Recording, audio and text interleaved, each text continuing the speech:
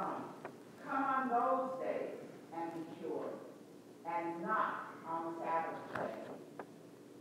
But the Lord answered him and said, you hypocrites, do not each of you on the Sabbath untie his ox or his donkey from the manger and lead it away to give it water? And ought not this woman, a daughter of Abraham, whom Satan bound for 18 long years, be set free from this bondage on the Sabbath day? When he said this, all his opponents were put to shame, and the entire crowd was rejoicing at all the wonderful things that he was doing. The Gospel of the Lord. Praise be to thee, O Christ.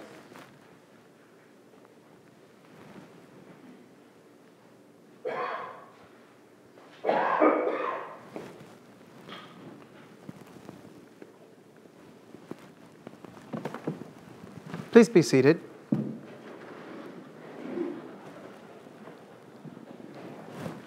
Yesterday, some of you know, I took a trip down to the cathedral with a group from the parish. It was a wonderful day. But while I was down there at the cathedral, Liz and the boys were running around errands, getting ready for them to go off to school tomorrow. And while they were out doing all these errands, they thought they'd go out and have lunch, and there was this new deli in Poughkeepsie, new kosher deli called Morty's. And they said, let's go try that. And they got there, and it was closed. And, they're telling me about this, and I said, well, yeah, it's Saturday, it's the Sabbath for Jews, it would be closed. Shows you what I know. We got on their website, and it's like, oh, no, we're open Monday through Saturday, just closed on Sunday. I don't know how that works, and it's not really my business, but it does cause us to ask a little bit about Sabbath, because that is our business, and because that is the heart of what the gospel's talking about today. Now, in order to talk about the Sabbath at all and to understand what's going on in the gospel lesson, we have to know what the law is that they're talking about. What does the commandment say about the Sabbath? I'm sure you can just rattle it right off. But in case you've forgotten, in Exodus we read, remember the Sabbath day and keep it holy. 6 days you shall labor and do all your work. But the seventh day is a Sabbath to the Lord your God. You shall not do any work, you, your son or your daughter, your male or female slave, your livestock or the alien resident in your towns, for in 6 days the Lord made heaven and earth, the sea and all that is in them, but rested on the seventh day. Therefore the Lord blessed the Sabbath day and consecrated it. That seems fairly clear. Don't work. Don't make anybody else work. Rest instead. Be with God instead.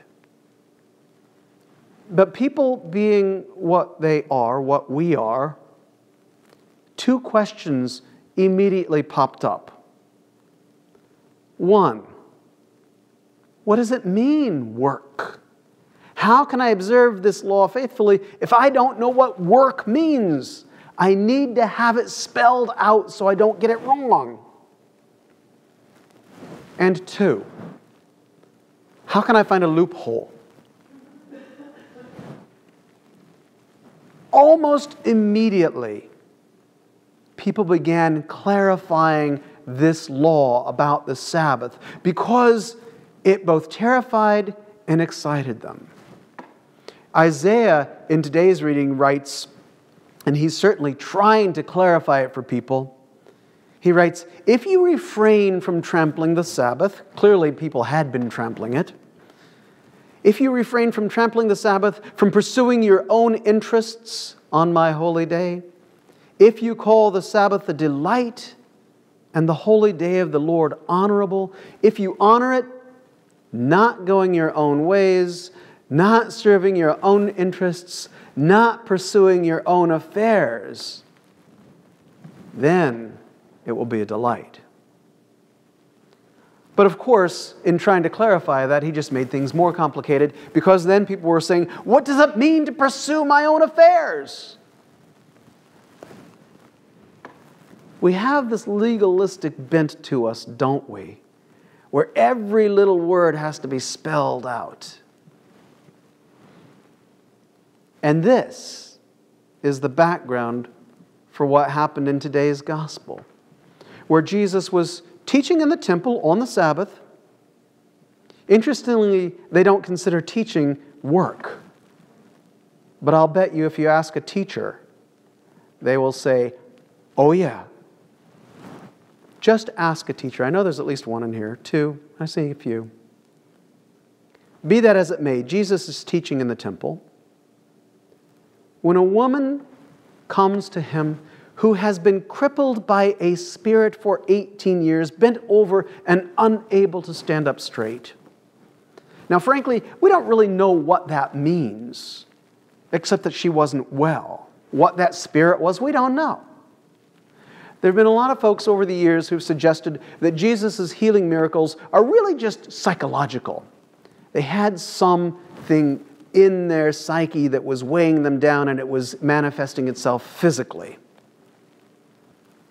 I don't actually think that's the case, especially when he raises the dead. I'm pretty sure that's physical. But that does not mean that some of these healings are not, in fact, what we would call psychological or spiritual.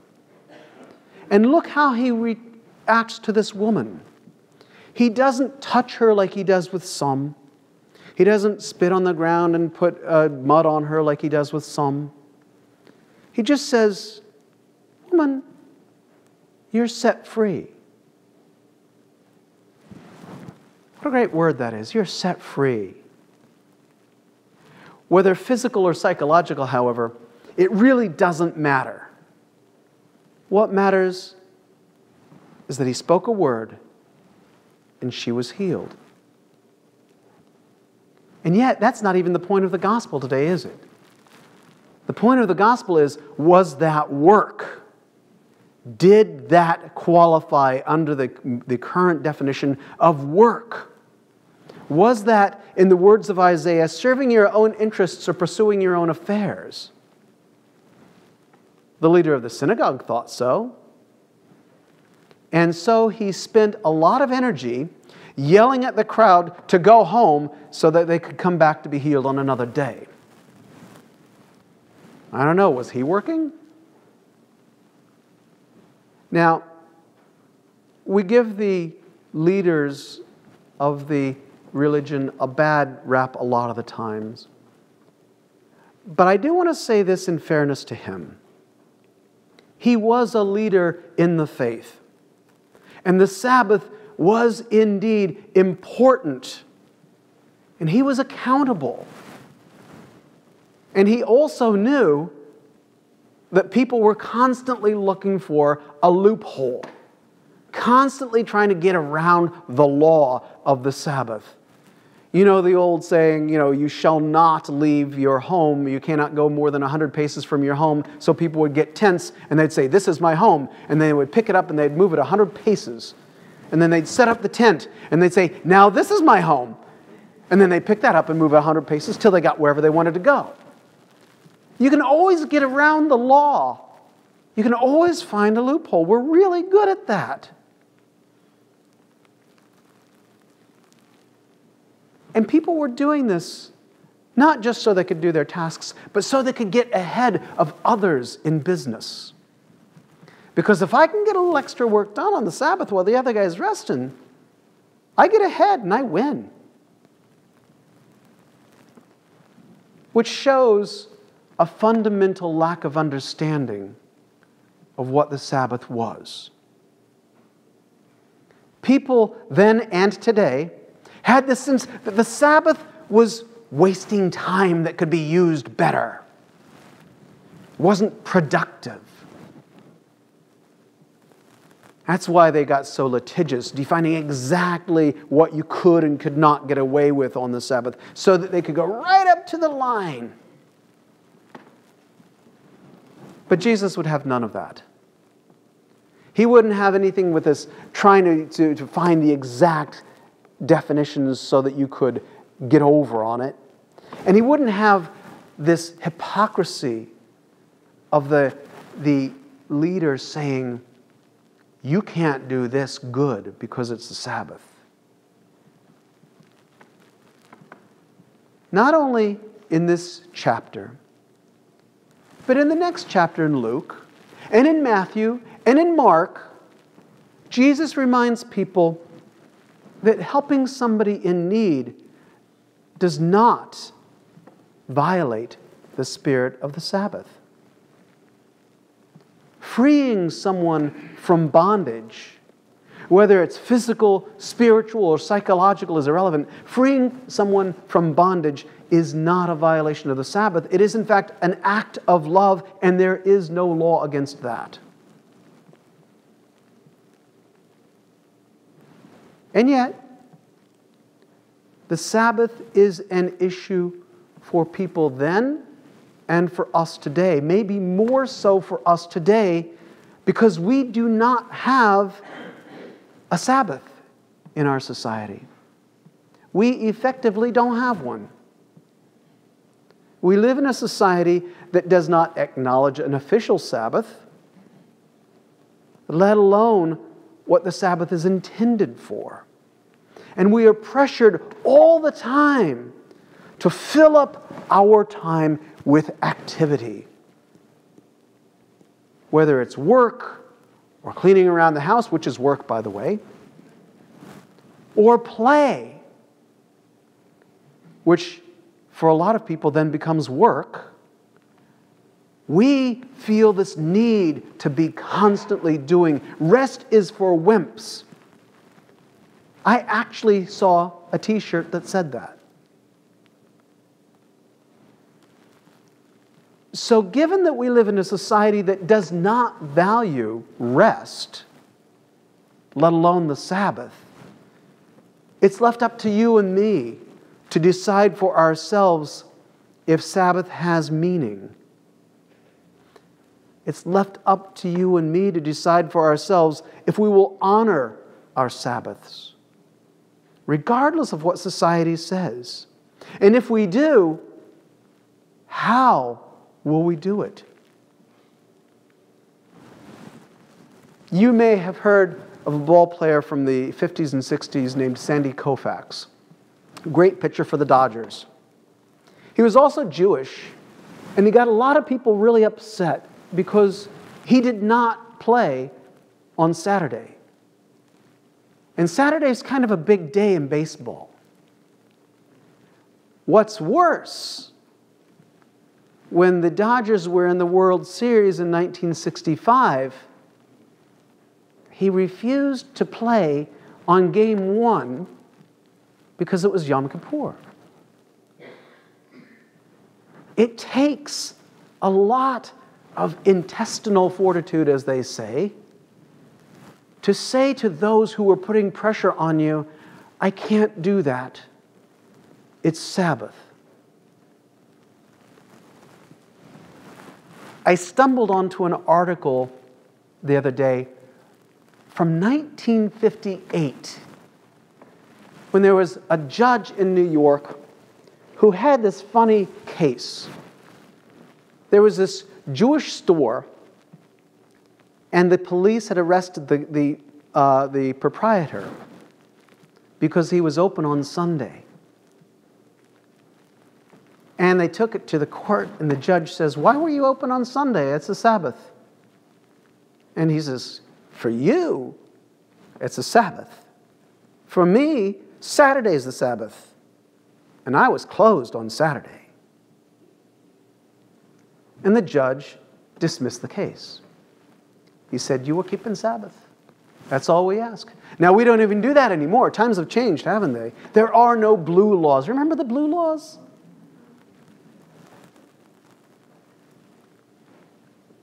But do we have to be forced to observe the Sabbath? By the law.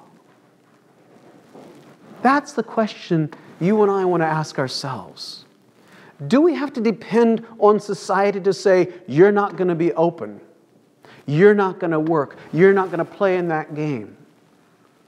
Do we have to be forced by secular law to understand the importance of the Sabbath? What does our Christian faith teach about Sabbath time? Jesus talks about it a lot in the gospel, by the way.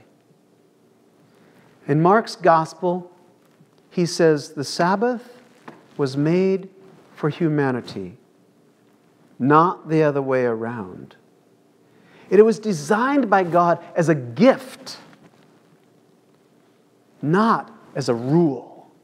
It was designed by God to give us rest, not to make life more stressful. And yet we spend all of our time trying to find arguments why we can do this or why we can do that on the Sabbath. Or we can just skip it. He says it is a rest, it is a gift to give you rest and to allow you to focus on that which gives you life, which is to say, God. And so you might want to ask yourself, do you need rest? Do you need life? Do you need God? If you answer yes to any one of these, then you probably need the Sabbath. Again, not as a law that you're going to probably try to work around anyway, but as a gift that God has given to you and to me, that God has been trying to give to us all along. A time to step away from our manic pursuits and our fears and to simply rest and be with God. To guard us from all the pressures, to always be on. And again, to simply let us be and to live. Of course, I do have a half of a suspicion that one of the reasons we fill up all of our time with all these things we consider important, which of course aren't important at all, at least not in the long run, but one of the reasons we fill up all of our time is because we're a little bit afraid of sitting with God. We're a little bit afraid of sitting with ourselves, because that means having to look inside. And it means having to look to God. And it means losing just a little bit of control so that God can be the one who touches you. We fill up all of our time with so many things we call important, but eventually we discover that there is only one thing that is truly important. And that is to love God, and through our love for God, to love our neighbors. But to do that, we need time for rest and reflection. So, what is Sabbath for? It's for us. It's for us so that we can be more human. So that we can be, in fact, children of God. Amen.